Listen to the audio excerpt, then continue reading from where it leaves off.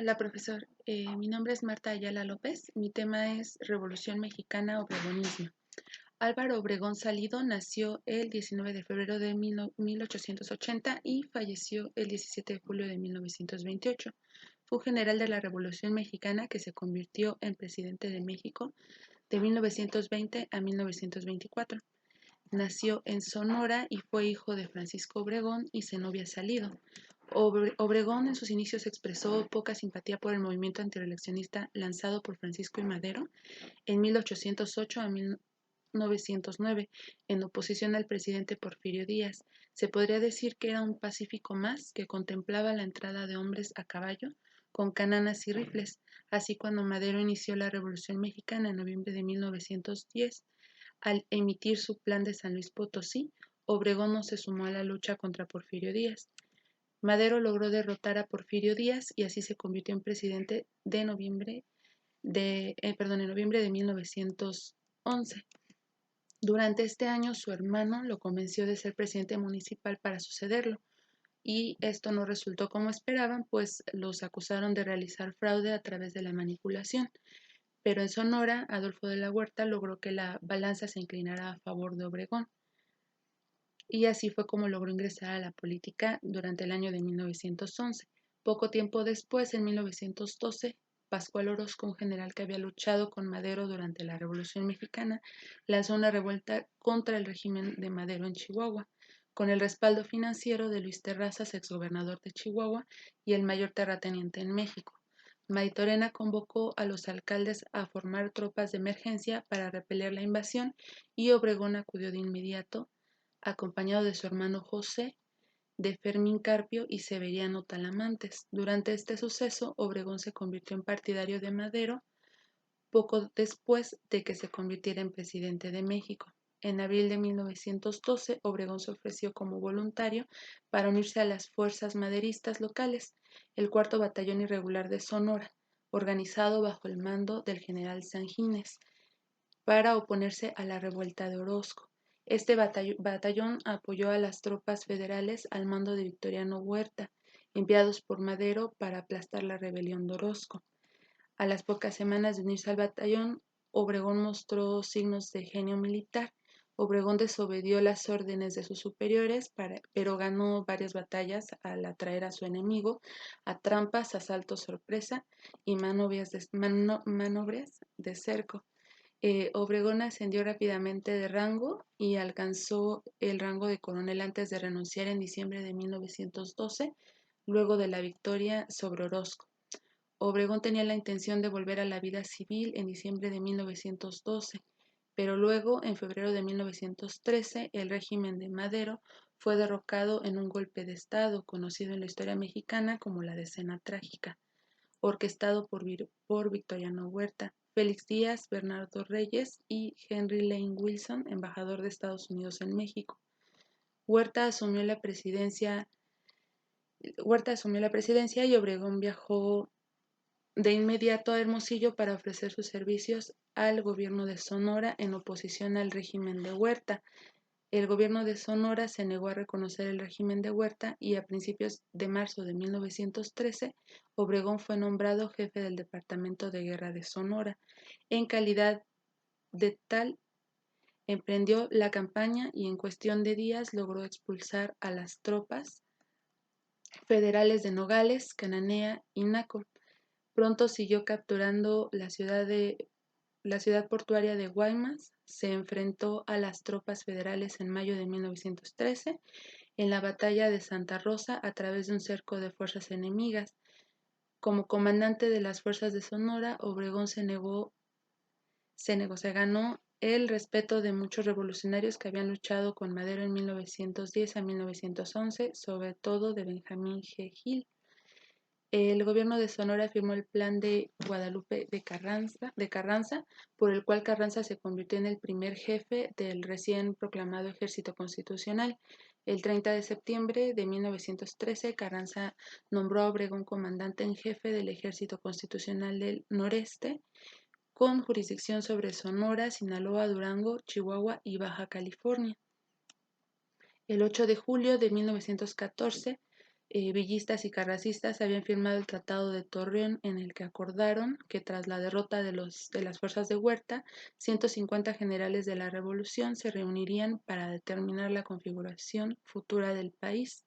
La convención que habían pactado carrancistas y villistas en el Tratado de Torreón se llevó a cabo en Aguascalientes el 5 de octubre de 1914. Carranza no participó en la Convención de Aguascalientes porque no era general, pero como general participó Obregón.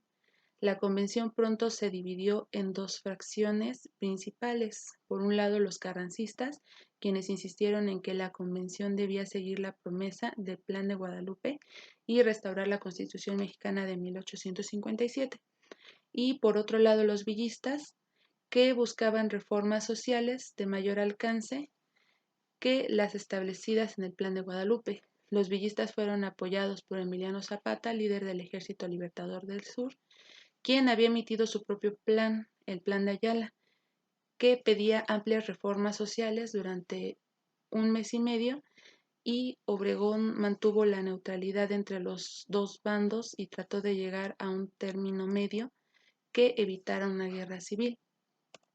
En febrero de 1915, el Ejército Constitucionalista firmó un convenio con la Casa del Obrero Mundial, el sindicato de nexos anarcosindicalistas que se había constituido durante la presidencia de Francisco I. Madero. Como resultado de este acuerdo, se formaron los 6 batallones rojos de trabajadores para luchar contra contra los convencionistas Villa y Zapata. Este acuerdo tuvo el efecto colateral de otorgar legitimidad a los carrancistas ante el proletariado urbano. Los ejércitos de Obregón y Villa se enfrentaron en 4 batallas, conocidas colectivamente como la Batalla de Celaya, el enfrentamiento militar más grande en la historia de América Latina antes de la Guerra de las Malvinas en 1982. La primera batalla tuvo lugar el 6 de abril y el 7 de abril de 1915 y terminó con la retirada de los villistas. El segundo, en Celaya, Guanajuato, tuvo lugar entre el 13 y el 15 de abril, cuando Villa atacó la ciudad de Celaya, pero fue repelido. La tercera fue la batalla de posición prolongada de Trinidad y Santa Ana del Conde entre el 29 de abril y el 5 de junio, que fue la batalla definitiva. Villa fue derrotado nuevamente por Obregón, quien perdió su brazo derecho durante esta pelea.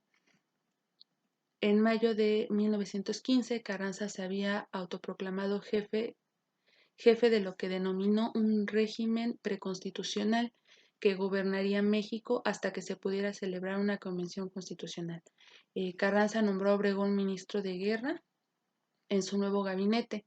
Como ministro de Guerra, Obregón determinó modernizar y profesionalizar a fondo las Fuerzas Armadas mexicanas. En el proceso, fundó un colegio de personal y una escuela de medicina militar. También fundó el Departamento de Aviación y una escuela para formar pilotos. Las fábricas de municiones quedaron bajo el control directo de los militares.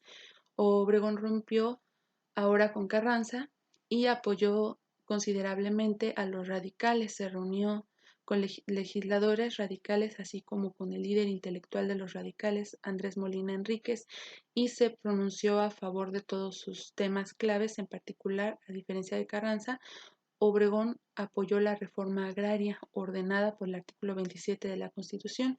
También apoyó los artículos 3 y 130, fuertemente anticlericales, a los que se opuso Carranza. Obregón anunció su candidatura en junio de 1919.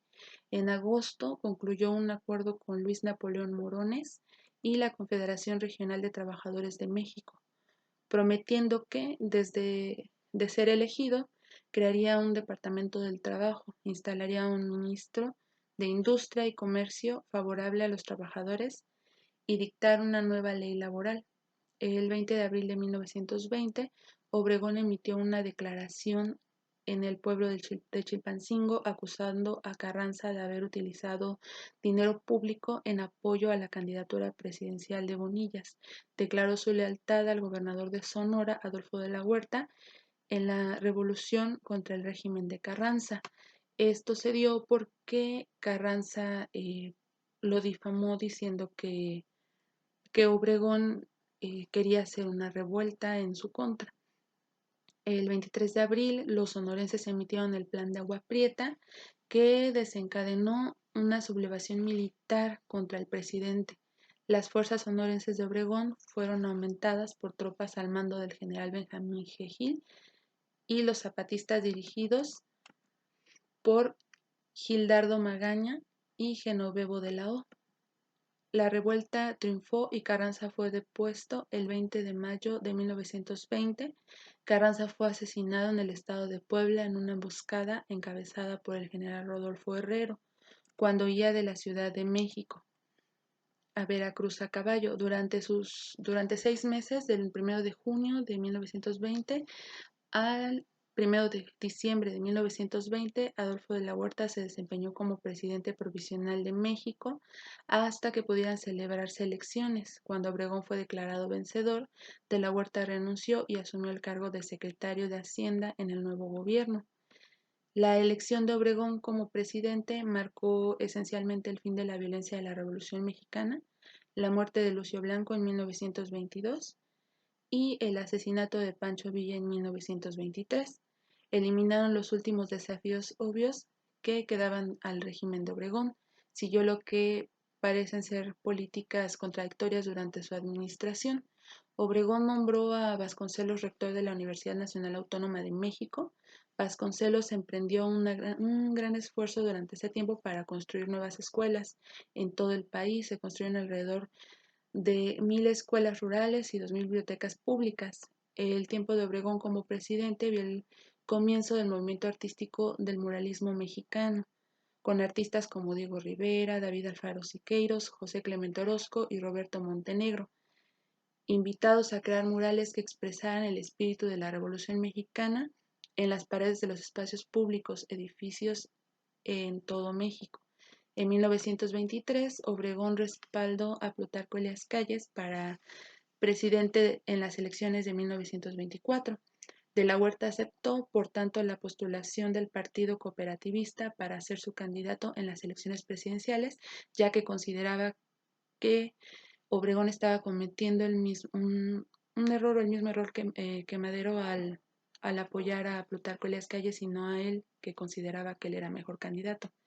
En 1923, Obregón continuó apoyando a Elías Calles. De la Huerta luego organizó un levantamiento contra Obregón. Más de la mitad del ejército se unió a la rebelión de la Huerta y muchos de los antiguos camaradas de armas de Obregón ahora se vuelven contra él. Las fuerzas rebeldes se concentraron en Veracruz y Jalisco, en una batalla decisiva en Ocotlán, Jalisco. Las fuerzas de Obregón aplastaron a las fuerzas rebeldes. El reconocimiento diplomático de Estados Unidos tras la firma del Tratado de Bucareli en 1923 fue significativo en la victoria de Obregón sobre los rebeldes. Estados Unidos suministró armas a Obregón, pero también lo ayudó enviando 17 aviones estadounidenses que bombardearon a los rebeldes en Jalisco. Obregón persiguió a muchos de sus antiguos amigos y los ejecutó. Tras el aplastamiento de la rebelión, Calles fue elegido presidente de México y Obregón renunció a su cargo. Obregón regresó al campo de batalla durante el periodo de octubre de 1926 a abril de 1927 para sofocar una rebelión encabezada por el pueblo yaqui. Esto fue un tanto irónico porque Obregón había ascendido primero a la prominencia militar al mando de las tropas yaquis, a quienes les prometió tierras, y la rebelión yaqui de 1926 a 1927 fue una demanda de reforma agraria. Obregón inició formalmente su campaña presidencial en mayo de 1927. La CROM y gran parte de la opinión pública estaban en contra de su reelección, pero aún contaba con el apoyo de la mayor parte del ejército del Partido Nacional Agrario.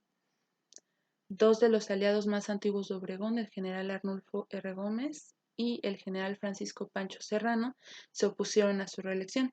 Serrano lanzó una rebelión contra Obregón y finalmente fue asesinado más tarde. Gómez llamó a una insurrección contra Obregón, pero de igual manera también fue asesinado. Obregón era odiado por los católicos y fue asesinado en la Bombilla Café el 17 de julio de 1928, poco después de su regreso a la Ciudad de México, por José León Toral, un católico romano opuesto a las políticas del gobierno en materia religiosa. Y esto sería todo por mi parte.